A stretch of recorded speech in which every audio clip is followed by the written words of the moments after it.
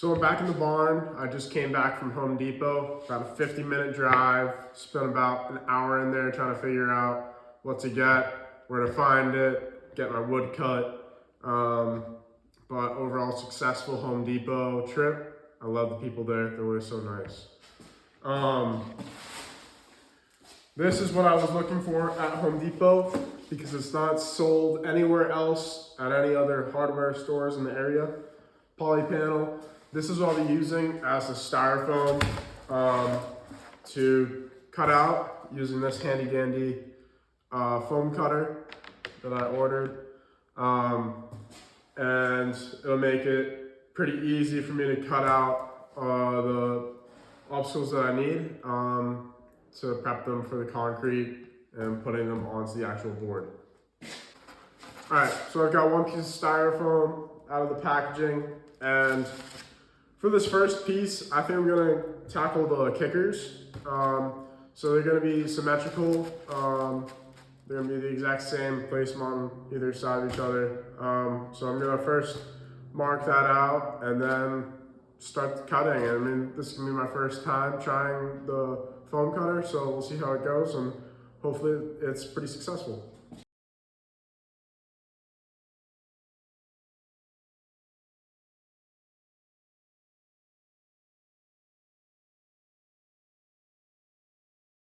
I don't know exactly what I was thinking, but I'm heading to the store to get a respirator. That was not a good idea.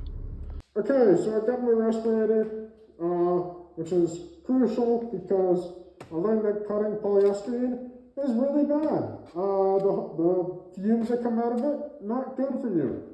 So the respirator will be really helpful, keeping me safe.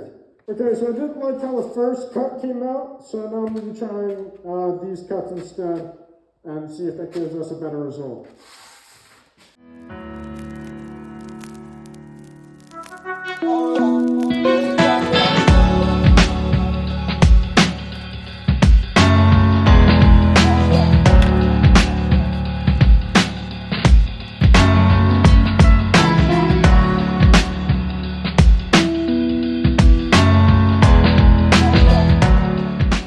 I've run into an issue here.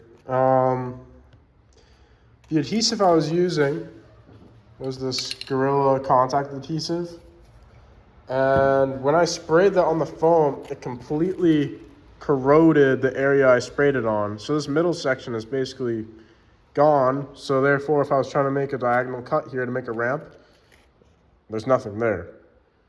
So I have to figure out what kind of glue works now. Interesting.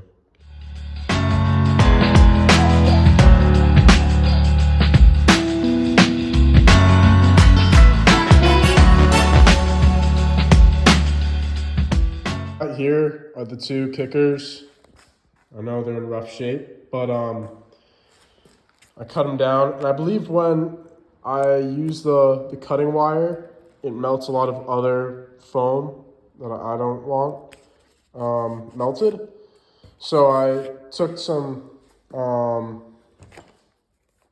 gap filler, some foam gap filler, and I sprayed that into the cracks and allowed it to expand and take up the missing area so that it's still a strong base for the concrete. And then once the expanding foam is all set, then I'll sand that down, and then these kickers will be pretty much set. Okay, so what I'm going to be doing next is marking out the area that I want for the rounded quarter pipe corner section. This piece will be definitely interesting. So I was thinking about doing about 5 inches by 8 inches for the top portion, but that means I need to leave an extra probably 3 or 4 inches of foam so that I can round out that corner and cut it down. So we'll get to that.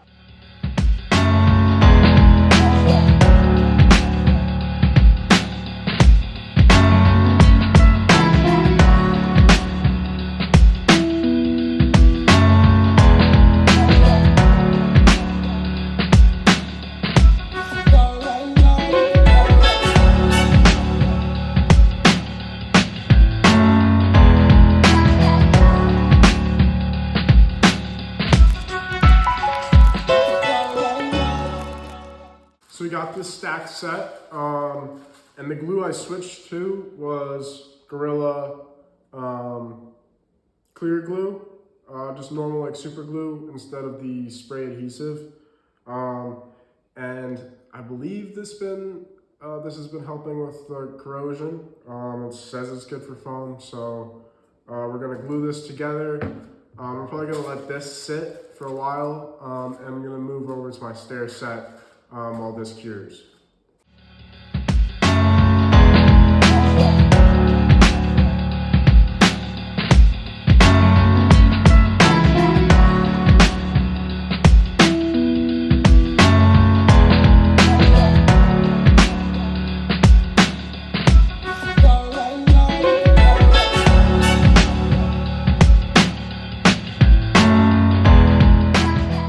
Alright, so I got my stack all glued up and stacked, and I've got the clamps and the paint bucket to really level it down, make sure it's a good contact, and we'll come back to this tomorrow. I got my extra lumber I needed today, but unfortunately I don't have a drill right now as my stepdad had to take it. So I didn't get anywhere with the table today, but that's okay. I focused on the design aspect. I zeroed in on what I needed for adhesives, and started trying out the wire cutter, and getting that all dialed in. So overall, it's still a good day.